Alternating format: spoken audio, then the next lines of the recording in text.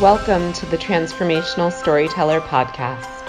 The stories we tell ourselves and others shape the lives we lead. I'm your host, Darylise Lyons.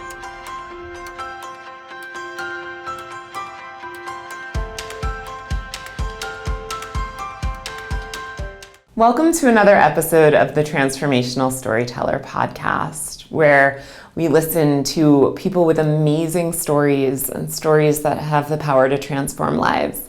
My guest today, Jennifer Kreatsoulas, is a PhD, and she is wonderful and wise. She's a yoga teacher. She has been through tremendous life experiences and overcome so much. And her story is helping other people. It is inspiring, it is powerful, and I just can't wait to hear what she has to say about the past that she emerged from and the life that she lives now. So let's listen to her tell her story. I'm so grateful to Darylise for inviting me to be on her podcast today. It's a really neat feeling to be back here at Renfrew. When I think about Renfrew, I think about revival. This is the place that brought me back to life. Several years ago, after my second daughter was born, Mother's Day weekend, I realized that I needed treatment again. I had been originally diagnosed with anorexia in college, and now many years later, I found myself not in a good place. Actually so unwell that I couldn't push my daughter's stroller when we went for our Mother's Day stroll in the Wissahickon Park. And it was in that moment of just exhaustion, of being unable to show up as the mother that I wanted to be, that I knew it was time to get help. And so I came to Renfrew, and lo and behold, I found my purpose in life. I found wellness. I'm no longer what I labeled myself as a sick mother. I'm a very well mother, a strong mother, and very clear with the type of mother that I want to be for my children, so that they can develop a healthy relationship with their bodies, with food, and feel confident and empowered in their life.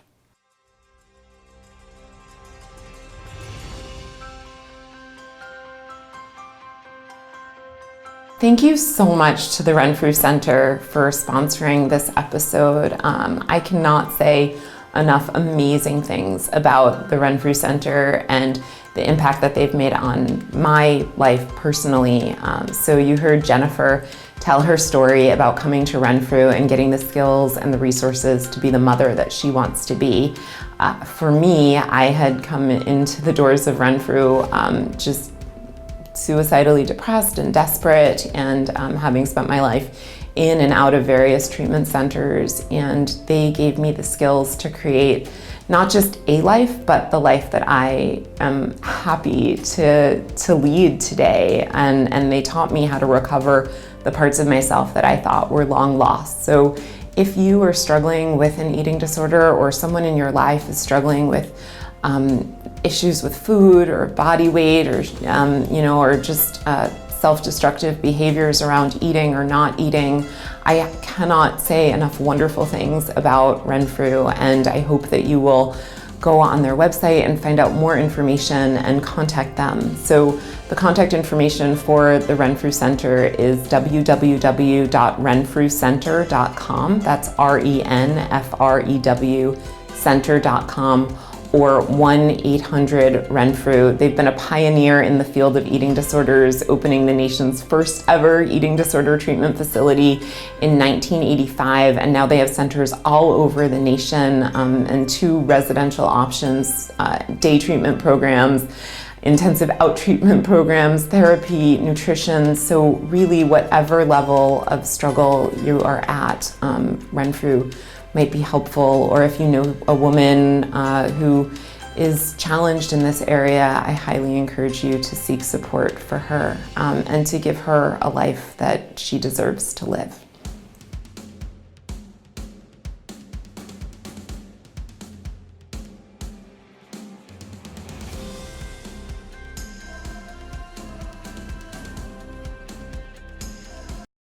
Jennifer, thank you so much for coming on today. I'm so excited to talk to you. Oh, I'm thrilled. Thank you for having me. Yeah, absolutely. Well, and the story that you told about being a mom and really being confronted with the fact that you just didn't have the energy for that. I mean, I really, like, what was that like for you? It was heartbreaking. Yeah. It was really heartbreaking. I mean, I can just call to mind that memory so quickly. Like, it's just so in me. Yeah. You know, it was a beautiful day. It was Mother's Day. Yep. You know, all the families are walking around in this, like, would seem like this ideal, joyful state. You know, people are walking their dogs, riding horses, you know, kids running. And my family, from the outside, we looked super happy like everyone else. And on the inside, I was dying. Yeah. You know, and we just got to this point, and I just could not move. I couldn't go any further. And it was painful, but it was an awakening. Yeah. You know, Yeah. It was just like, you know what? This is not okay. I'm not going to do this to my family. This is not who I want to be in the world, for my children, for my husband, for myself. Yes. And as terrified as I was of, you know, leaving my children for treatment, it was really the only way. Well, right, because you were walking around a shell of a person, right? I mean, yeah, there's just no way, when you're not feeding yourself or caring for yourself appropriately, like, how do you even care for someone else? Exactly. And it was just this awareness that I had, you know, reached the point of what I call no return, right? The point of no return. Like, when you know in your heart that you can't get out of this hole without help. Yes, right? yes. And there's no shame in that. No. There's no shame in that, you know, and that's what I tell other people all the time now. You know, there's no shame in that. Having the awareness that you've reached that point. Right. That you're accepting that as wisdom and truth and acting on it. That's being strong. Yeah, and I mean, I think so many of the people who come on the podcast, and even just in my own life, right? Like, I think we hit a place of just utter desperation and feeling like, you know, I can't go any further in this way. And, you know, sometimes people might not know what another way is. I know for me, I didn't really necessarily know what another way was, but I had just sort of exhausted the end of those options. And as someone I'm a person who kind of has to learn things the hard way. So I need to sometimes get to a place of, like, really feeling like, you know what, this isn't working before I'm willing to be humble enough to try to figure out a different way. Yeah. Well, I had been lucky to have had probably a good 15, 16 years of strong recovery before this relapse. So I knew there was another way because I had lived it. Got it. And so knowing that I could get back to that. But what's interesting is, even, you know, in coming to Renfrew, doing the work here, what I realized was, even though I'm saying to you I had strong recovery for 15 or 16 years, realizing that actually in those 15 or 16 years I was well, but I was still kind of just managing the eating disorder. Yes. You know, there were still these rules in place. And on the outside I looked fine. And mentally I was fine, but I wasn't free. Right. You know? Yeah. And so that's the difference. And that was a huge insight that I uncovered, you know, in my relapse and doing the work after that. And so now it's always trying to hold myself up to this idea of, okay, you're making a choice right now. Is this managing an eating disorder? Is this healing an eating disorder? Yeah, right. And just having that constant awareness. Well, and in some ways then your relapse was really a gift, because if you hadn't had that, It was a gift. That is what I call it. It was a gift for so many reasons. You know, for, you know, the internal work that I did, right, to come to these new awarenesses. It also helped me to be, like I shared, you know, get strong for my children. Yeah. And now my husband and I are a team, and we are really clear about when we are with our kids, or just out in the world in general, how are we talking about food? How are we talking about bodies? How are we talking about exercise? Right. So really thinking a lot about language and how, what we're modeling for them. Yeah. So I feel really empowered since that relapse to be able to do that.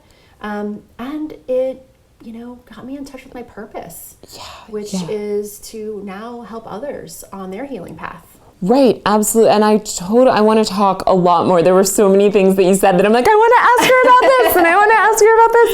And, I think it's really important. Like, people don't even really know how to talk about bodies or how to talk about food or like how to be loving towards themselves. And so can you speak a little bit more about that, like what you've learned in your journey about that? Absolutely. And to your point, it is hard, I think, because the messages that we are enmeshed in around food and bodies are so confusing. Yeah. Right? The morality language that's been mapped on to food and bodies. Right. It's not good or bad. It just is, right? Yeah. But we as a culture, as a society, we don't know how to relate to food other than good or bad. Yeah. Like, I'm talking in general terms, of course. Right. So this language that we've inherited around, good, bad, guilty, this morality language. Yeah. Right. So if every time I eat X food, that is called bad, I take it in, it's like, I am bad, I am bad, I am bad.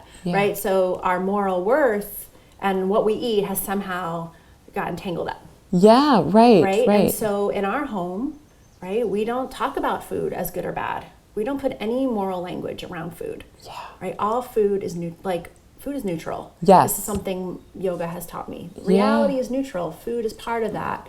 So for my husband and I, really honoring that truth. Yeah. Not using food as a punishment or reward. Right. Which I think people don't even realize that they're doing it unconsciously or whatever. And for people listening who do that, please know I'm not shaming you or judging you, right? Yes. Trust me, my kids can push me to 60 in like 3 seconds. Yeah. And it would be so easy to be like, just do your homework and you can have the cookie. Yeah, right. But I'm very mindful to not, because then we're linking behavior with food. Yes. Right. Yes. So, kind of just removing that whole dynamic of, punishment and reward with food. When it comes to talking about bodies, like, we don't comment on body parts. Right. Or we're thinking about, values and virtues. So thinking about strength, thinking about resilience, commenting on like how courageous, my daughter's being for just the other day trying to ride her bike without her training wheels for the first time. Yeah. Right. It's not like, oh, you're so, look at how fast you can go with your little legs. Yeah. Right. It's like, right. Wow, you're being so brave right now. Yes. Well, and the thing that you mentioned, you talked about sort of you're on this walk in the Wissahickon with your family, and inside you're dying, right? But out from the outside you look good, look, like a happy, family. And, I think that's something that I really was so cognizant of as someone who struggled for many years with bulimia. Like, people would often compliment me on the way that I looked, and inside I was like just dying, and they had no idea what was going on behind the surface. And so I know, like, personally, I never comment on people's weight, body, shape, or size. I might say like, oh, you like, that's a beautiful dress, or I love your outfit, or, that kind of thing. But I don't comment because I never know what's going on behind the scenes in someone's life. And also, I don't think that our physical exterior appearance is indicative of anything about us as human beings. That's right. That's right. And so, I know for one of my personal missions, with my children, but my clients, people that I meet, just who I am in the world, I'm always looking to identify internal qualities. Yes. And help raise people up that way. Right? Because we are so used to valuing external validation. Yes. Right? We don't really know how to validate ourselves internally in general. Yeah. Again, I'm talking in general terms, not everyone, but there is, there's so much value on the externals in our world. And so,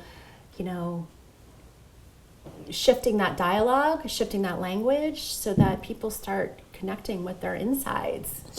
Yeah. You know? Well, and when you talked about, being brave and talking to your daughter and saying like, oh, great, you can ride a bike because like you're so brave and look at you, it's interesting because there's a lot of research out there now about the difference between like a fixed intelligence mindset or like a fixed mindset versus a growth mindset. Okay. And just that like, a lot of people devalue their potential because of this idea that they're told like, oh, well, you're the smart one, or you're the pretty one, or you're the one who fill in the blank. And it kind of puts people into these boxes. I hope I'm explaining it correctly, but yeah.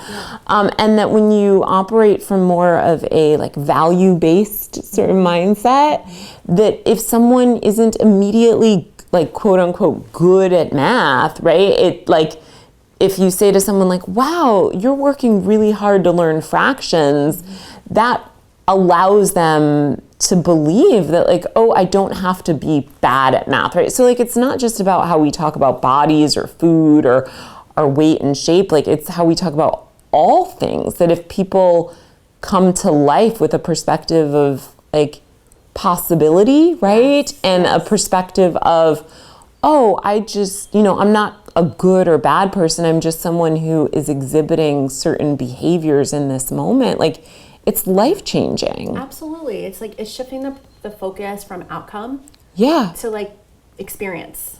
Right. Yeah. Like, what am I experiencing in this moment?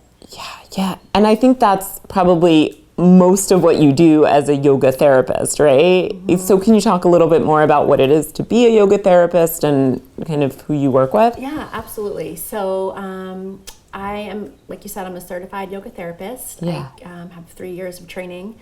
And also have been teaching yoga since 2002. So been in the yoga world for a long time. There's definitely the yoga practice, my yoga practice was a big part of what helped me in my healing way back when. Yes. So that's just intrinsic to who I am and my healing.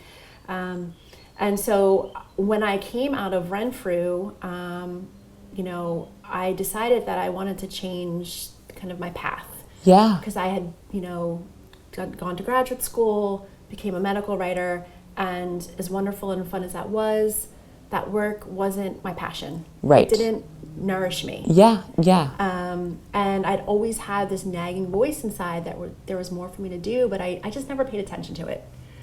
Well, how could you, right? You were starving yourself on a multitude of levels, so like of course you're doing life, okay, whatever. And and honestly, there were no answers coming, even when I would pause to consider it. So I just swallowed it, let it go. But when I came into treatment, I committed to myself that I was going to figure out what that voice was telling me. Yeah. So when I got strong, I hired a coach, did a little work. And somehow, I don't even know, Google landed me on the Yoga Life Institute webpage, their yoga therapy program. Yep. They're a wonderful yoga organization right in King of Prussia, here in the Philadelphia area. Anyway, so I remember like reading about the program and I was vibrating. Like I was just electrified. I was like, this is it. This is what I'm meant to do. I'm not able to go back to school for another degree to go into like mental health or something. But this I can do. It was 3 years, 1 week in a month. It was a big commitment. But tremendous. With 2 little ones and a husband, it was manageable. It would allow me to bring to life yoga in a new way and now use it as a way to help people. So yoga therapy is working with people, typically one-on-one, but it doesn't have to be, typically one-on-one, calling on the tools, the practices, of philosophies of yoga to support people in the changes they want to make in their life. Right? So it's very different than a yoga class where you roll out your mat and you follow along a sequence. This is very, very individualized, very customized. Yep. Sessions include everything from discussion to maybe some education on some yoga philosophy, drawing on some type of practice, whether that's poses, breathing, meditation, mantra, maybe a combination, to help people connect with something that they want to create or change in their life. So I've taken my training and I've applied it now to eating disorder recovery. What I realized in my work here, well, actually it was probably a little later on, but that, if I'm going to be an expert in anything, if I'm going to know how to authentically talk about anything, it is an eating disorder. Right. And it is healing from an eating disorder. Yes. Right? Because I've been doing this for over 20 years. Yeah. Right? Yeah. So I never believed that until a mentor of mine said to me, Jennifer, like, you are capable of everything because of the eating disorder and in spite of it. Right. Yeah. Like, wow. Okay, let's do this. That is so amazing. I didn't go into the yoga therapy program thinking that I would be working with others in recovery. It never crossed my mind. But during that program and doing my own work and my own internal work as well, it was like, yeah, this is totally what I'm meant to do. Yeah. So I work with others, like I've said, on their healing journey. Yep. I'm not a therapist, right? So I don't have those credentials. I'm not a dietitian. I'm not doing any of that work. I'm more of an adjunctive, supplemental team member. Right. So how I describe it is, while, say you're in therapy and things are getting stirred up in therapy, right? In yoga therapy, we work on creating healthy coping skills to help you deal with what's coming up in therapy. Well, probably that, and also if someone maybe hits a plateau, because you do, right, in therapy or at any sort of... All phases, yeah. But just to kind of give some context. Yeah. So, like, if you're working on something in therapy and, your anxiety shoots up, right, and your urges shoot up, right? In yoga therapy, what we're doing is we're like, we're not processing it the same way the therapist does, but we're saying, okay, well, what are maybe some beliefs that are driving this? Or, let's look at how this anxiety plays out in your body. Yeah. And let's... what's the internal dialogue about? Can we maybe bring in a yoga philosophy to help bring a new perspective? Yep. Can we create maybe a 10-minute movement practice based on maybe a theme of resilience or strength or whatever it is that you need to call on to help you manage during this kind of like time of intense anxiety? Yes. Right? Can we create some grounding techniques to help you in real time with the anxiety? Anxiety around mealtime, right? Yeah. Let's bring in some tools there. Yeah. So it's really hands-on, tangible stuff that I'm doing with clients. And personal, like incredibly personalized. Right? So I work with people in person, I work with people online. I have clients, in the US and now abroad, which is really exciting. And I find it so nourishing, and I always share with people when I'm doing a consultation with them that, look, we speak the same language. Yeah. There's nothing you can say or do or share that I probably haven't done myself at some point. Yes. Or thought myself. And so when I say that and people realize that they are really heard and seen and understood, it's like the walls come down. And they allow themselves to go a little deeper into their story and into their work. And it's just such powerful stuff. Yeah, it is. It's tremendous. And I am not a yoga therapist. I am a yoga teacher. And I often will say that the mat is like a mirror for how we how we are on the mat is often a mirror for how we are in the world. Yeah.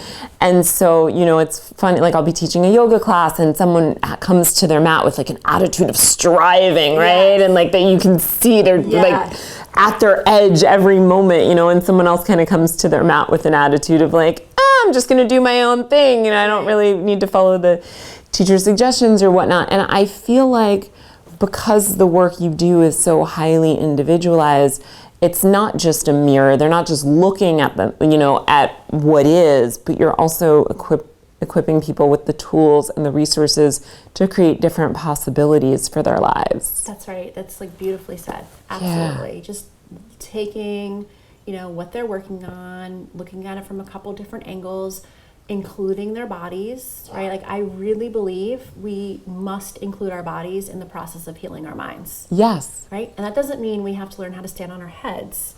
It could mean learning how to give ourselves permission to take a deep breath. Yeah. Or, to ease into some movement.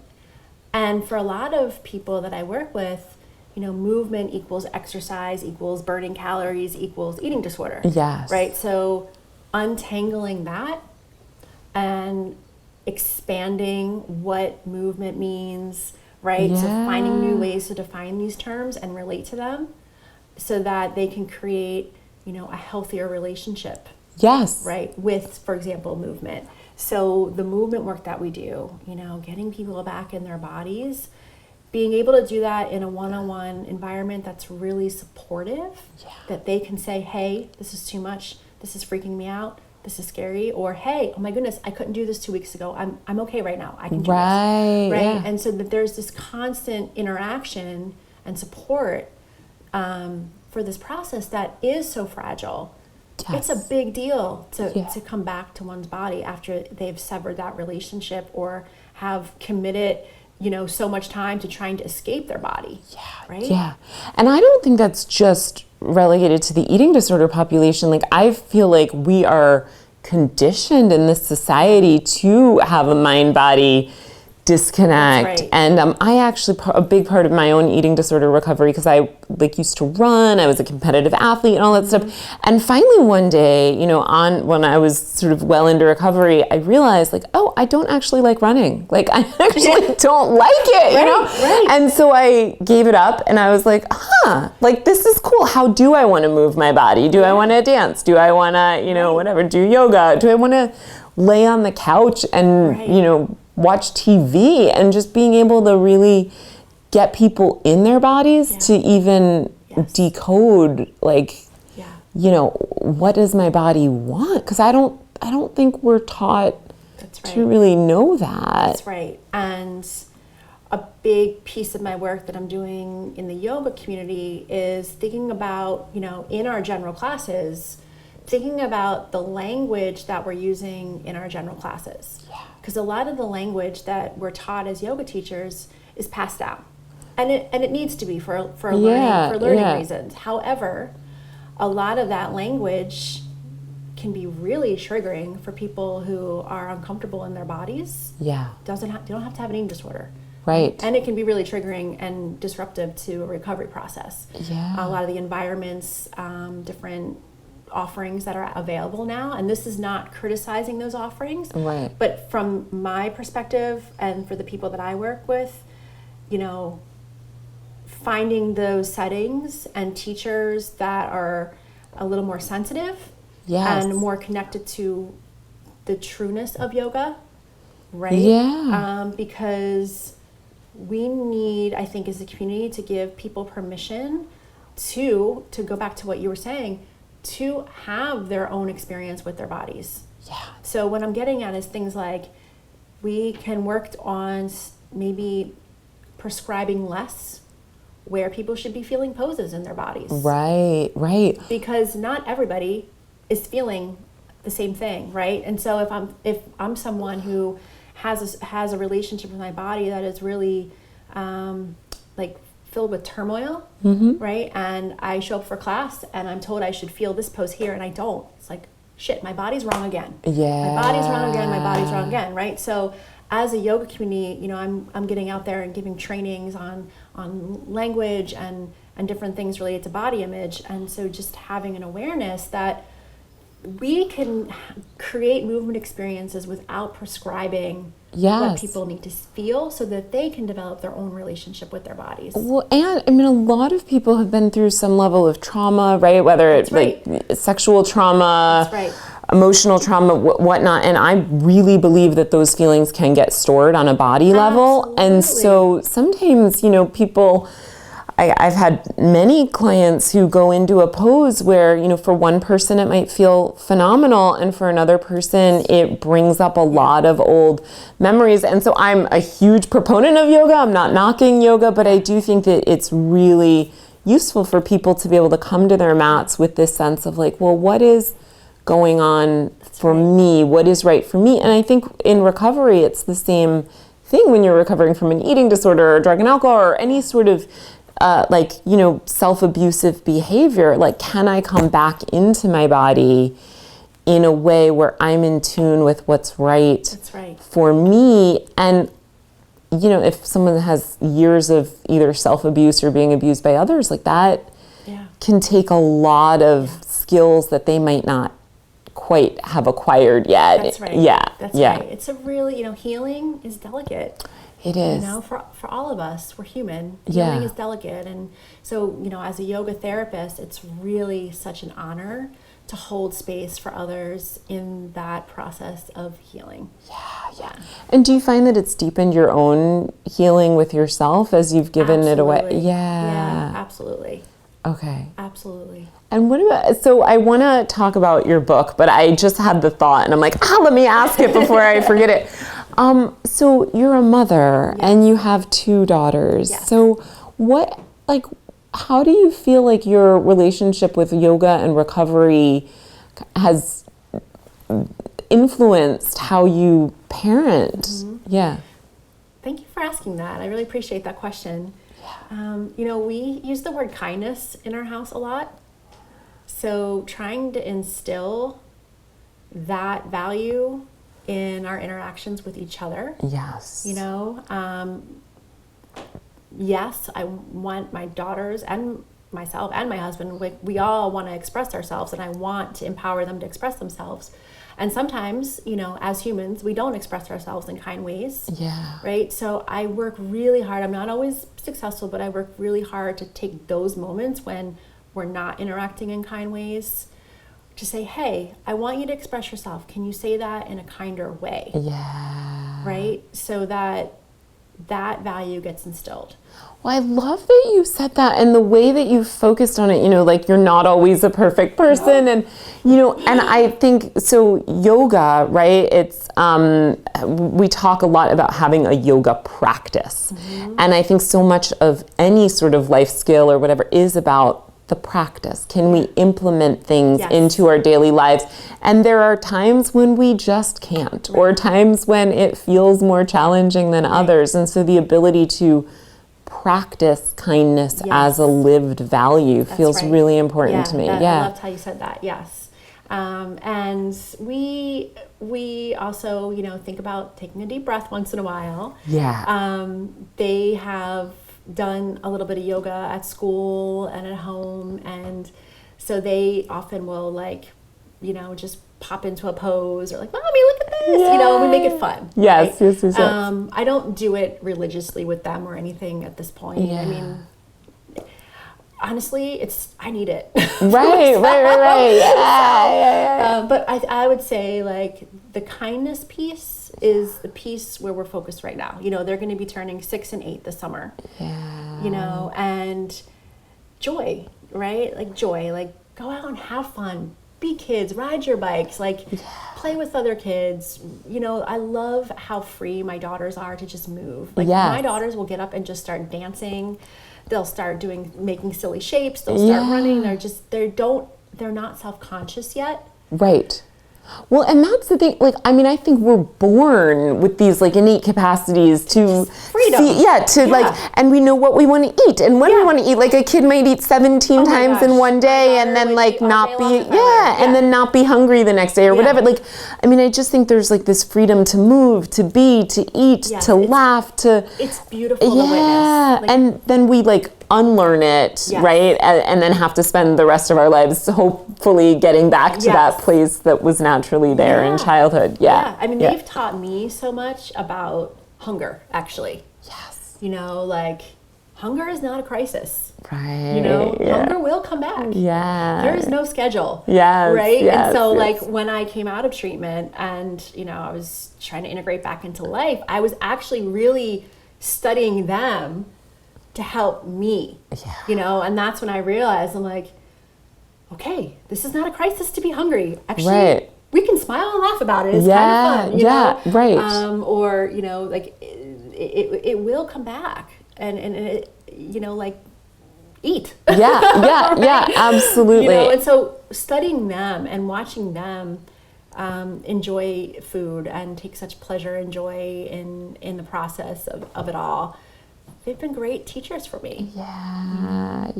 Oh my God. Well, and you've been a great teacher and continue to be a great teacher for others. And I want to ask you a little bit more about the book that you wrote about utilizing yoga. Like, so can you give the title? Can you talk a little bit more about the book? Thank you. Yeah. So the name of the book is Body Mindful Yoga. Yeah. I actually had the really great honor of writing it with Bob Butera, who is the founder of Yoga Life Institute. Yes. Okay. And my primary yoga therapy teacher and mentor.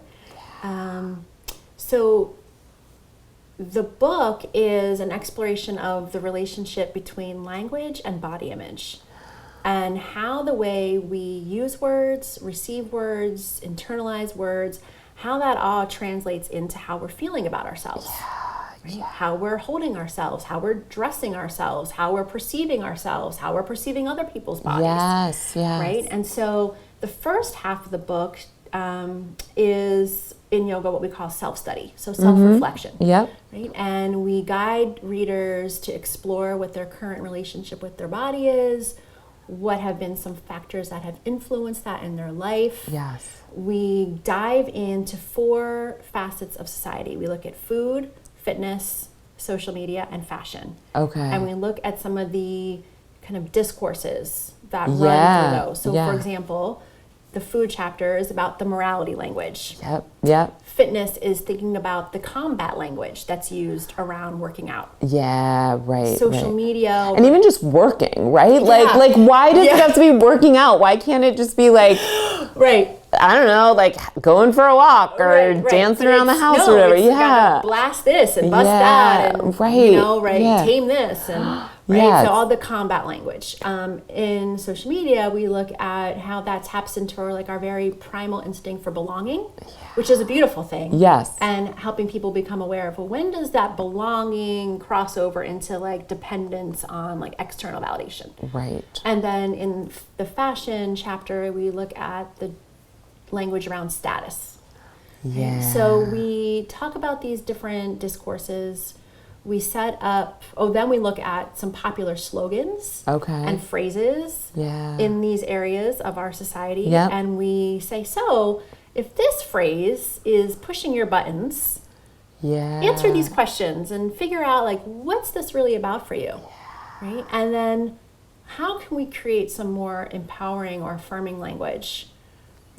And the second half of the book are yoga practices, varieties of practice. So movement, meditation, visual practices, auditory practices that we invite people to do regularly to help them begin to wire in new language, right? Because we don't just wake up and be like, okay, I'm happy today, I love myself, and yay. Right? It's this awareness of okay, I'm saying these things about myself every day, and they are really disempowering. Yes.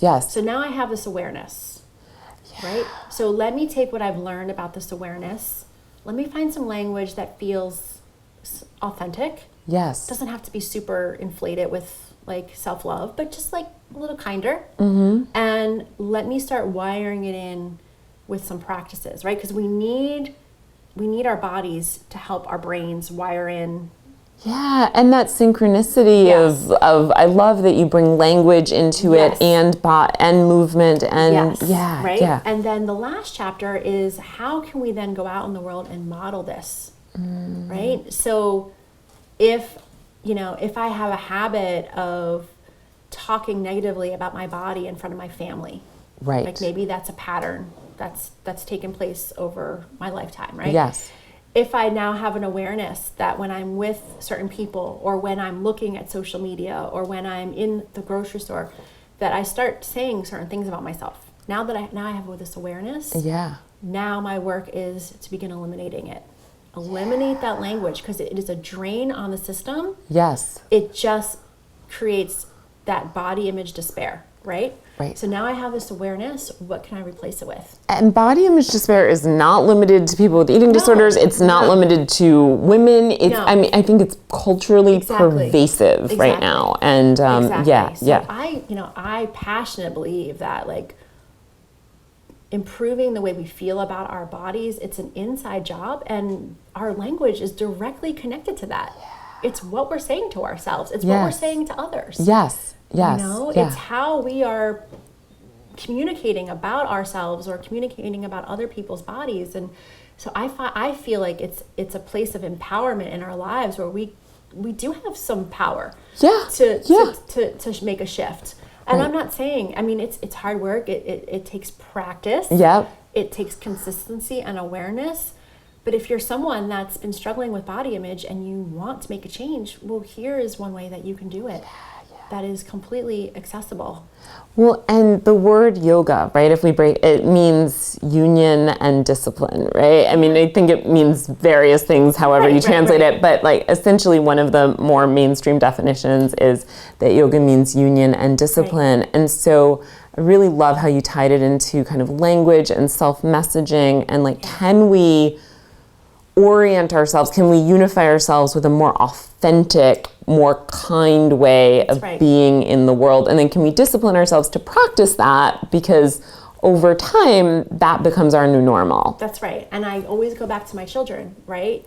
My children are hearing everything I say. Yeah. So if I can model for them body mindful language, right? Meaning language that is mindful of my, how we're talking about bodies, then at least at home in our foundation, they have a stronger foundation for when it is time for them to kind of go out into the world and be faced with all the language that they are going to be faced with, right? Yeah. And as yoga practitioners, I love to do workshops in guiding people to pay attention to their inner dialogue while they're practicing. Yeah. Right? Because there's a lot that comes up there. Yeah. So we don't always focus on that. Right? And right. So how are we talking to ourselves when we're doing our practices as well? Where is there room on our mats for more kindness, for more compassion, for more neutrality, right? Because if we're here like in despair, it's not reasonable to be like here. Right. All the time. Like this is an ebb and flow relationship. And I think for so many who struggle with body image, eating disorders, the black and white thinking, it's like, well, I either have to hate myself or love myself. Well, no, actually, being in relationship with yourself is giving yourself permission to ebb and flow. Right. And if you find yourself more on the despair end of the world on a given day, what are some tools that can help you move a little bit this way? You don't have to be all the way over here. Absolutely. And that unrealistic expectation. I mean, you mentioned slogans, and one of the slogans I like is "This too shall pass," right? And it's true of both the overwhelming ecstatic joy and the I hate my life and I don't want to live. Right. Yeah. And so that unrealistic expectation of, well, you should be happy all the time, and if you're not happy all the time, then there's something wrong with you. It's that creates more despair. But it comes back to, I think, we need to be able to give ourselves permission to not be happy all the time. Yeah. And we need to give ourselves permission to say, okay, I'm not happy all the time. I'm not happy right now. Okay, I accept that. And what's one small thing I can do for myself? One small shift I can make to just feel maybe not even happier, just a little more present. Yes. Right? Yes. A little less trapped in my head. Yeah. Oh my gosh. Well, I'm so appreciative of this and of you coming and talking about, I feel like we could talk for hours. Oh my gosh. I know. Well, and one thing, so this is a podcast about stories and how stories have the power to transform. And I'm sure you know this from reading to your daughters, but so many good book stories will have some sort of moral or lesson or something. And if you could look at your life and say, you know what, I really want this to be a lesson that people could get from this, or a moral from my story, what moral or lesson would you sort of choose to impart to others? I think it is, if you have a nagging voice inside of you, pay attention. Because that's some wisdom that's trying to get through. Right? And I didn't pay attention, and that was part, that contributed to my relapse. Yes. Right? So I'm always now listening. Right. So I would say, take time to listen to those nagging voices that are saying a change is needed, or follow your dream, or whatever it is. Oh, I love that you said that. I so relate. That hits me on such a heart level. I've told this story before on the podcast, but I believe that our intuition whispers, and if we don't listen to its whispers, it starts to talk. And if we don't listen to it talking, it starts to scream. Yeah. And then, eventually we get like knocked, we get walloped in the side of the face by our intuition. And I, the first time I ever came to yoga, I had these screaming voices inside of me. And now, because I pay attention to the whispers and the talk, I try to pay attention to the whispers. I'm not always successful, but yeah, like there's just a lot less like inner angst that goes on when you're more guided by the deep knowing that I think exists in all of us. That's true. I always say, like, for me, the eating disorder was like a silent temper tantrum. Yeah. Yes. And so if I don't listen, and that keeps going on and on and on and on, I mean, I don't foresee that kind of same path happening again. No. I just am aware that, I'm vulnerable to that. Yes. Yeah. And I think everybody is vulnerable to whatever manifestation of not living authentically.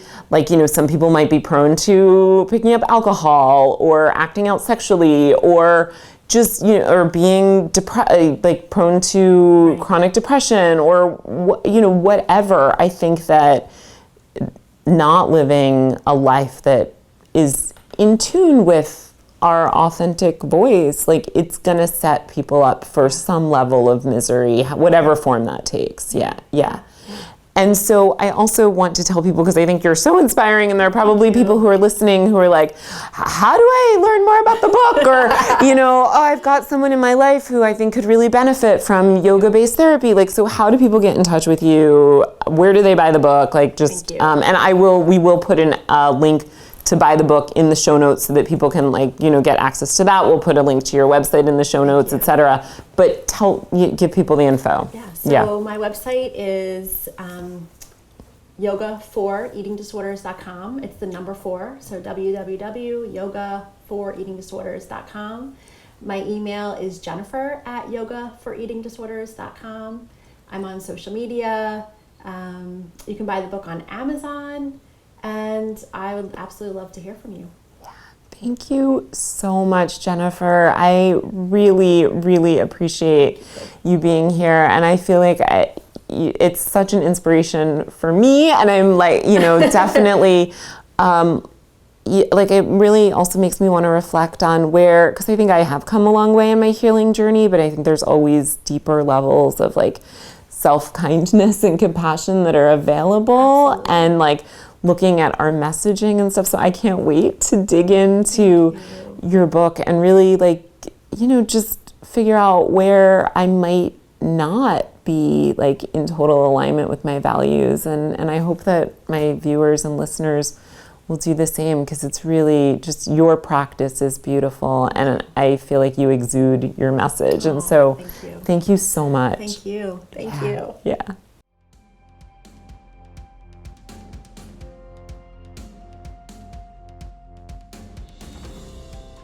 So much of what Jennifer and I were talking about today has to do with strength and resilience. And so to that end, one of our podcast episode sponsors is Just Strong, which is a lifestyle and clothing brand for women who are, who harness their own strength and their power. And so Just Strong's symbol is the squat, and what they have to say about that is that the real strength comes not from getting down, but from getting back up after you've gotten down. And so if you would like to take advantage of 10% off, which they are generously granting to any of our podcast viewers or listeners, go to www.juststrong.com and enter the coupon code DARALEASE10 for 10% off at checkout. Thank you for tuning in to another episode of the Transformational Storyteller podcast. As always, thanks to our episode sponsors, our production team at Rebel Hill Consulting, and of course, many thanks to you, the listener. Whoever you are, wherever you are, I hope you're creating stories that empower you and inspire others.